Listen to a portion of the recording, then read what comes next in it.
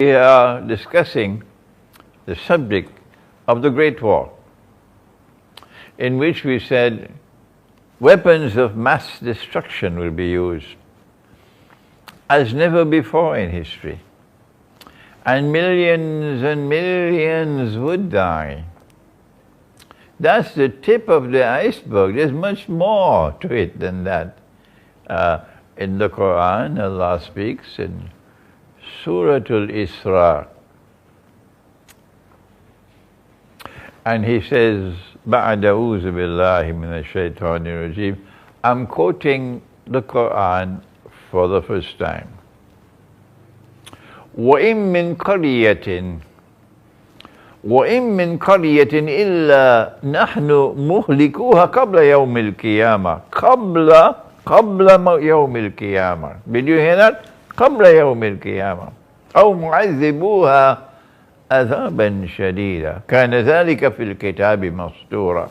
And there will not be a single town or city which will escape. The Quran is speaking about a great destruction of every town and every city. And it says, Allah will destroy them before Qiyamah. This is not an event which occurs at Qiyamah, the end of the world. This is an event which will occur before the end of the world. And those towns and cities which escape destruction would be punished with great punishment. No food. Food supplies are disrupted by nuclear war. No water. Water supplies are disrupted by the Great War. No energy. The electricity grid is no longer working. So those who are living in the remote countryside, they can survive. But the 10 and the 20 and the 30 million people living in the big cities that Dajjal has created, for them it's terrible punishment. And this will take place before Qiyamah. But Allah is a just God. Everything in this world is built on truth. And truth is founded on justice. So Allah will not destroy a people who do not deserve to be destroyed. So who are those who are at the top of the list who deserve to be destroyed? The answer for anyone who has even 5 rupiah, but 5 rupees worth of common sense and knowledge, is modern Western civilization. So the schoolboys can continue taking money from the CIA and taking weapons from the CIA to go and launch their bogus jihad in Syria, so that the new Ottoman Empire can expand and Syria will become a client state of Turkey. We are not fools. We have heads on our shoulders, and we can understand what you cannot. So ISIS will take money and take weapons, state-of-the-art weapons, to launch their bogus jihad, and to expand, to remove Assad. You can continue with your efforts, but we know that Allah will not punish a people who do not deserve to be punished. And those who deserve to be punished, most of all, is modern Western civilization and the CIA and all its wickedness all these years. And the clients of the CIA in our midst, who support the CIA, like Saudi Arabia and like Erdogan in Turkey, support the CIA with all this massive intervention to topple the government of Syria. Allah is going to destroy them. They are the first on the list. سَنَفْرُغُ لَكُمْ أَيُّهَا الثَّقَلَانِ. If you didn't know it before, Imran is telling you today, this is the top of the list for destruction. But those who have not, they have not been oppressors, they have been the oppressed. Why will Allah destroy them? So this war is coming. And we have said in this book, the Quran, the Great War and the West, that modern Western civilization will be crippled by this war. 300 years of rampaging through the world, bloody footprints on the face of the earth from the modern West will come to an end. Will come to an end. But then what? What kind of world will there be after the Great War, in which NATO and NATO's satraps will be waging war on Russia, modern Orthodox Christian Russia, which follows Jesus, and a China which is in alliance with Russia, a China which refuses to bend its knee in submission to those who are ruling the world today. Their plan is to provoke the big war for an easy reason to understand. They hope that in this great war, these two powers would mutually destroy each other. Do you understand? So there will be no more Western civilization after the war, no more NATO, but that Russia and China will also will disappear as powers. That's their hope and plan. And when both this side and that side are mutually destroyed, the road will then be opened for Israel to replace the United States of America as a new ruling state in the world. And in the same way that Pax Americana replaced Pax Britannica. But the schoolboys don't know about that. All that they know is to criticize Imran, who said, get lost. In the same way that Pax Americana replaced Pax Britannica, similarly, Pax Judaica will now replace Pax American. This is their planning. What is Allah's planning? This is what we need to explain and understand. How should Pakistan respond to the Great War? There is an ominous warning in the Quran. Don't go for guidance in someone who is getting dreams and visions. Don't go to the political analysis from the universities. Don't go from this one and that one and the other one to get guidance. Where do you look for guidance? Pakistan? Where? The answer, of course, is in the book of Allah, the Quran. And if you don't have scholars who are capable of going to the Quran and locating in the Quran that which explains the great war that is coming, that's sad. But I'm sure you do have such scholars. Maybe you're not listening to them.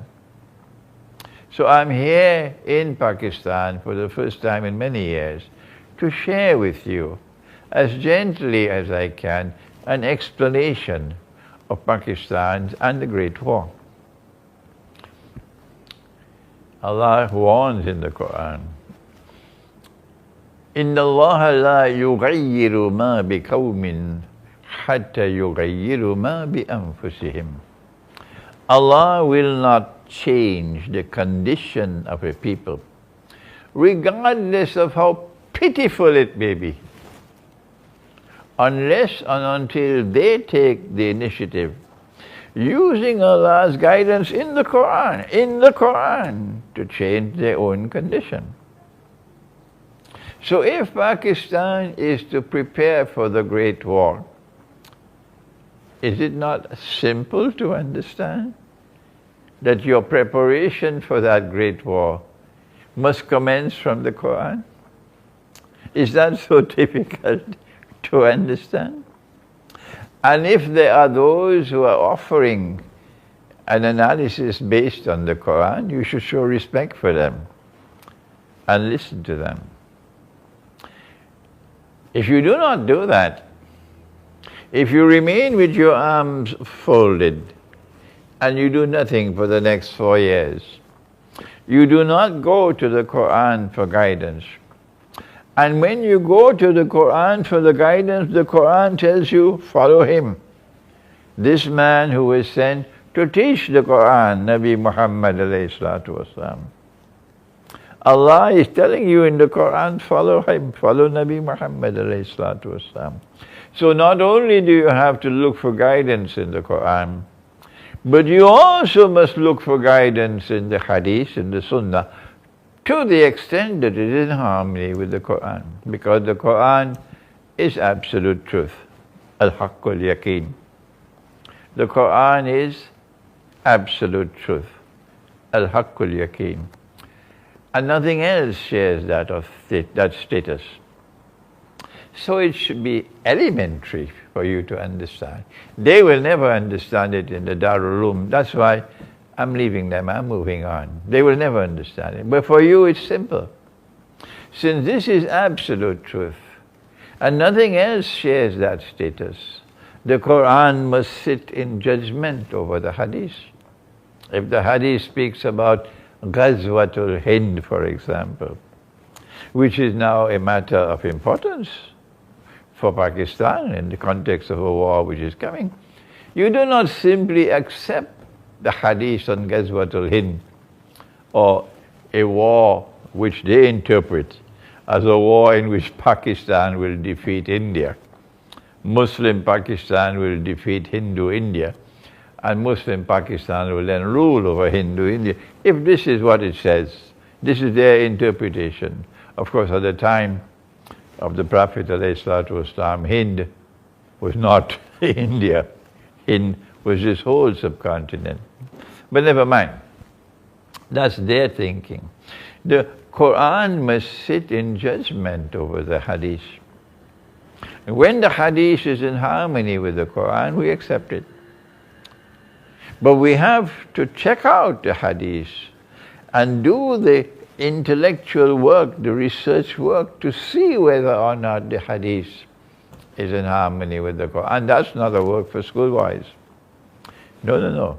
And I'm inviting Pakistani scholars, inviting you to take a look at this Hadith about Ghazwatul Hind, because it seems to have captured the imagination of many people, including scholars. And it is pivotally important. You have to address it. Is this Hadith in harmony with the Quran? That's the homework which has to be done. Now then, if a great war is coming, what are the implications for Pakistan? Thank Allah that Pakistan has not betrayed the Quran. And Pakistan is not a member of NATO. Thank Allah for that. Let the sheep and the cattle and the goats and the camels stay with NATO.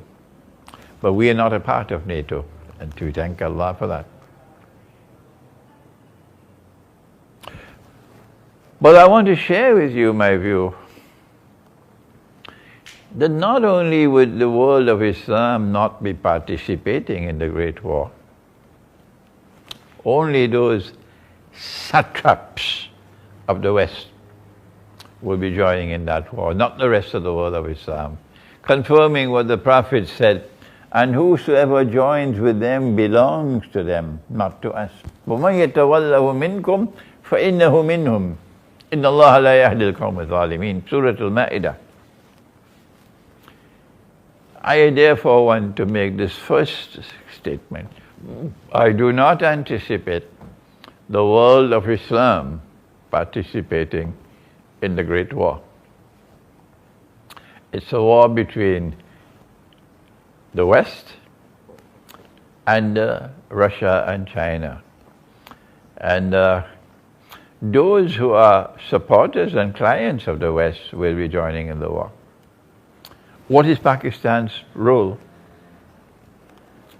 I am in Pakistan because I don't see the last shower of rain, scholarly rain, coming from Turkey, which is comfortably in NATO, and nobody is making an effort. Nobody is making an effort to condemn it. I don't see the last shower of rain coming from the Arab world, where the oppression is intense. No people are suffering more than our Arab brothers. Their governments are oppressing them. You have a beard, you're in trouble. Yes. The governments in the Arab world have become pharaohs. And in Egypt, our people are suffering and groaning. Around the Arab world is happening. Perhaps there might be less oppression in Algeria. But oh yes, the people of Yemen are suffering. Oh yes, they've been suffering for 7 years now. And despite that, there are sheep and cattle and goats and camels who have respect for Saudi Arabia.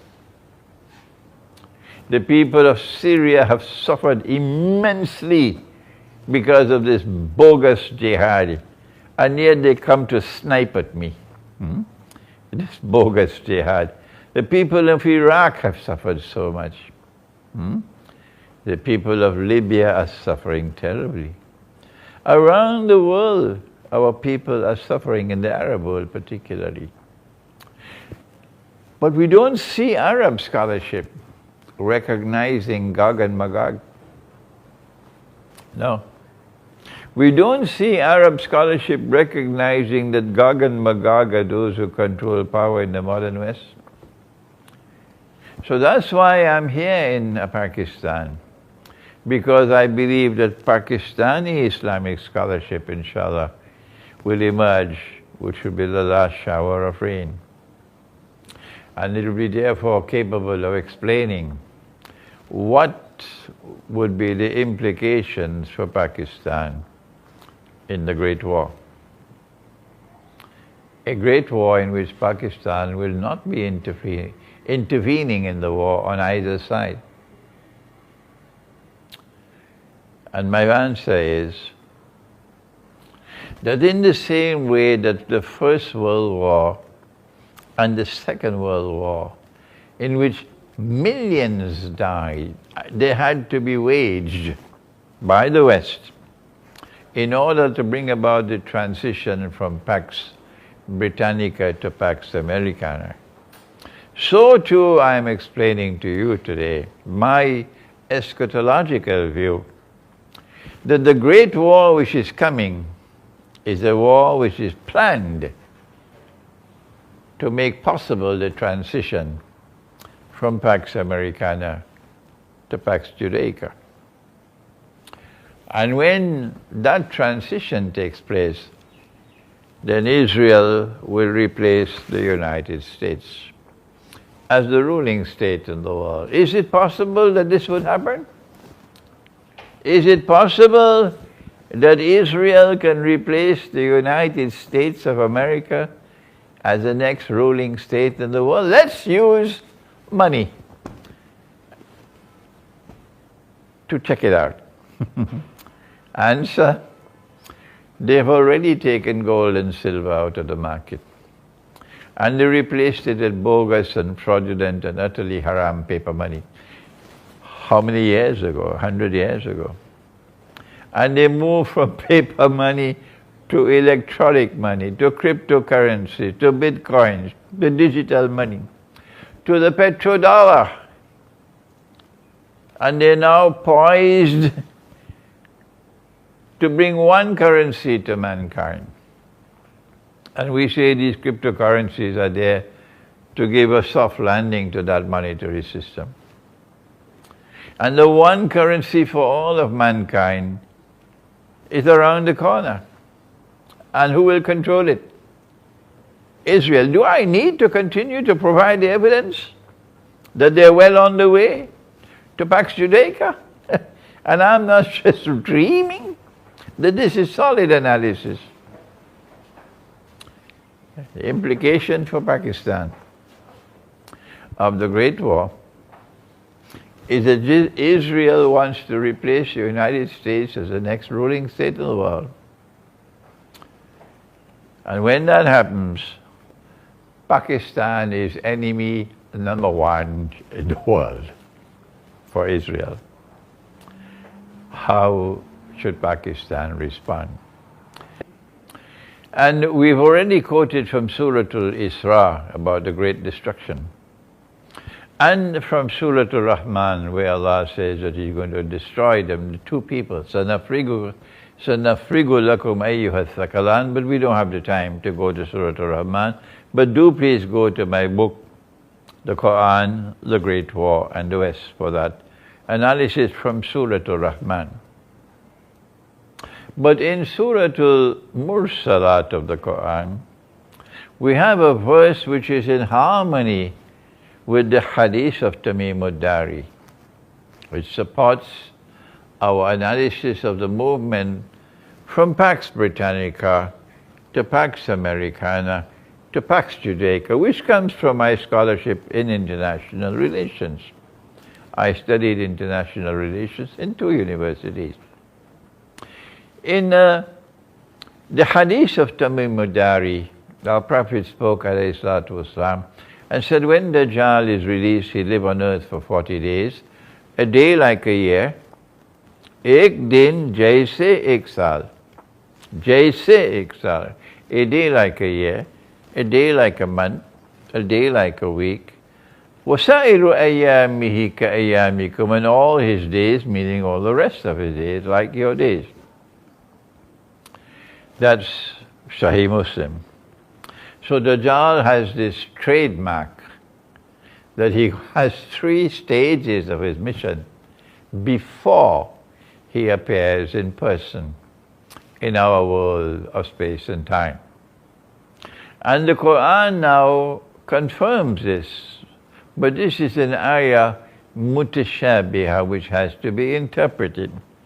And when you interpret the Quran, you must never do that for dividing the Muslims, because only Allah can confirm an interpretation of the Quran to be correct. But if you are correct in your interpretation of the Quran, your ta'wil, and that becomes truth, and truth will always survive.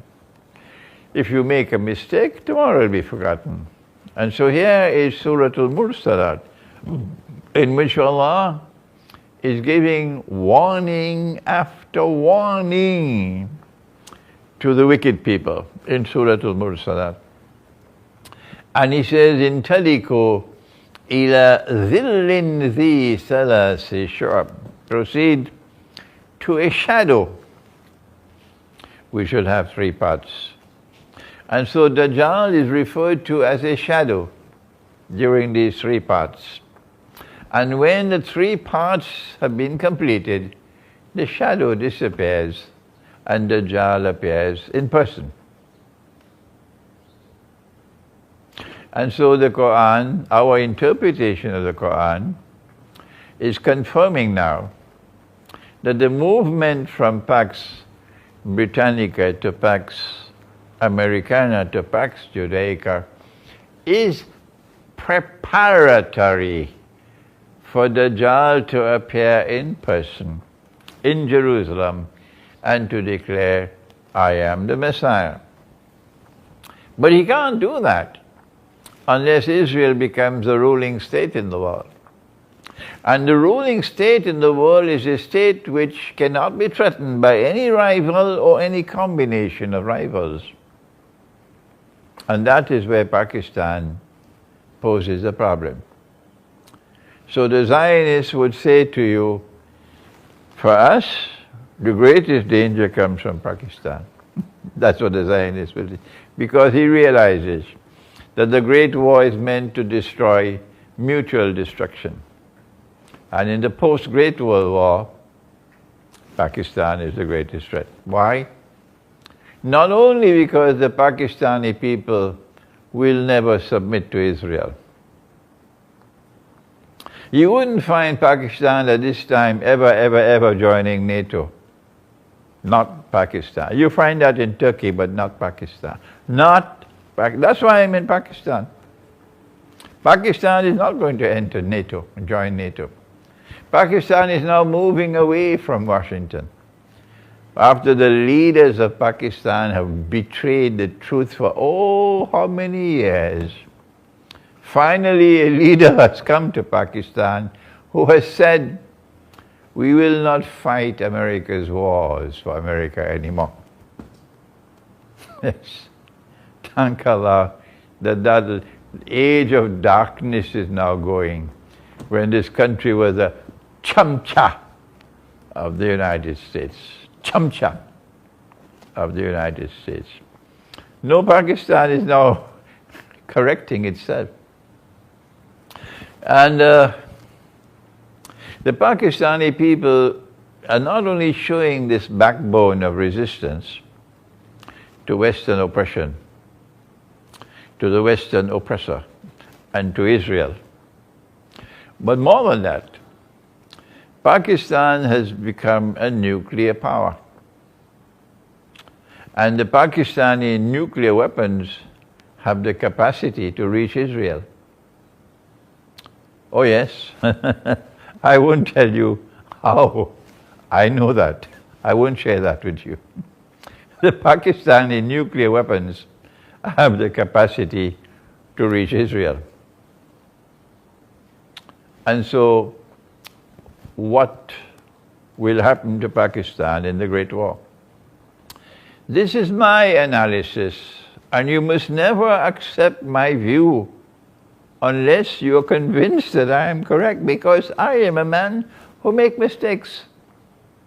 And I have to correct my mistake. Alhamdulillah, that once I recognize I've made a mistake, I hurry to correct myself. I don't hide it.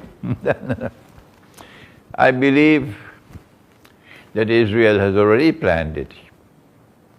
That as soon as the Great War begins, Israel will launch an attack on Pakistan. And Israel will have the support of Modi's India, not India, Modi's India, and the support of NATO. NATO will be back again in Afghanistan, and Modi on the right side in India, and Israel from the sky. And the purpose of the attack on Pakistan would be to denuclearize Pakistan. If I am wrong, tell me what's right. This is not fantasy land. This is mature analysis. I have come to my conclusions.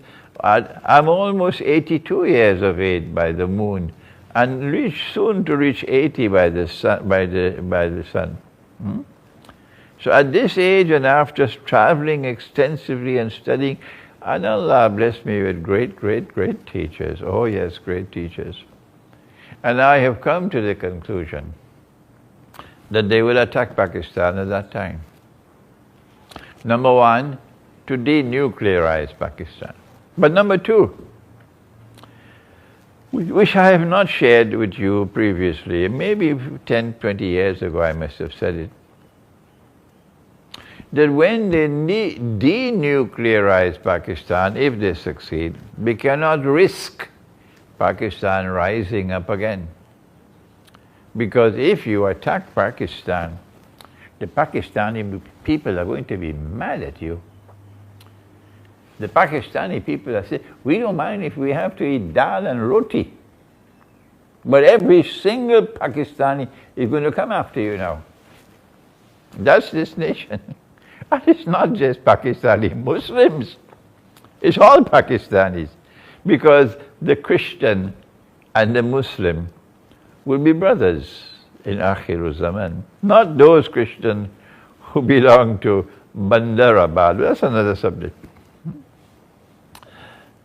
Or what about Pakistan and the Hindu? And in preparation for that great war, number one, they want to denuclearize Pakistan. But number two, their plan is to break up Pakistan into bits and pieces, as they did previously in that war which East Pakistan broke away. And so Pakistan has a danger that they will break it up into bits and pieces so that it cannot rise again. And if they succeed with that, only then can Pax Judaica be established. Pax Judaica, no Jew will accept Dajjal when he declares that I am the Messiah if Pakistan still has nuclear weapons. No. So what should Pakistan do to prepare for that war? I am not going to disclose in this video. I will not disclose all the things that Pakistan should do, because some of it I can share only privately. Only privately.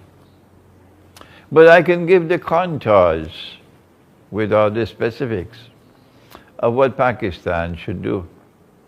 Number one, in the same way that Pakistan has built a solid alliance with China, similarly Pakistan must do the same thing with Russia.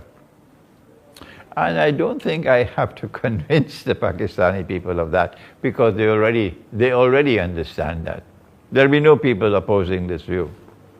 What do you need to do in order to establish an alliance with Russia?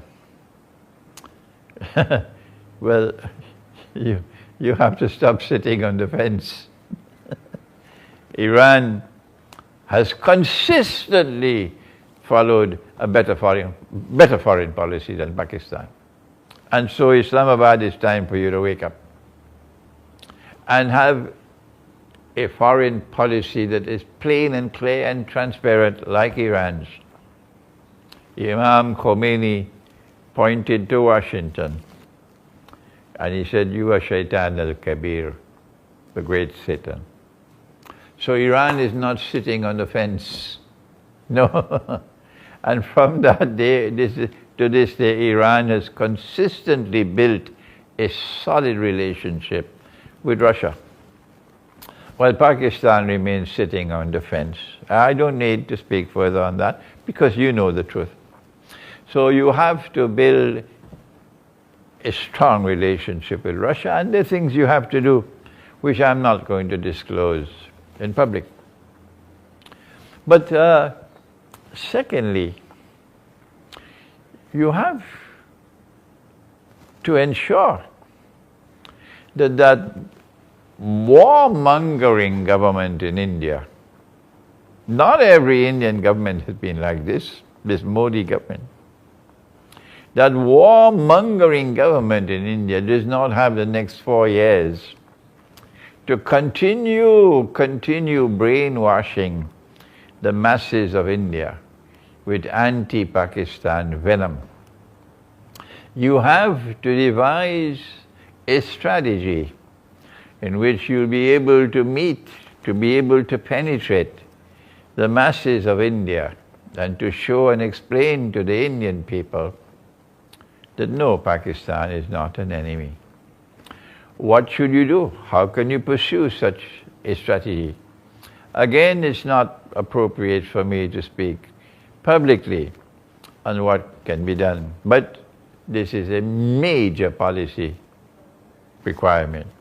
Not just Russia, but also India. You cannot sit down doing nothing with your hands folded, as you've done for 70 years, apart from a brief period of President Zia-ul-Haq, which is cricket diplomacy. And then the third thing that Pakistan needs to do before we end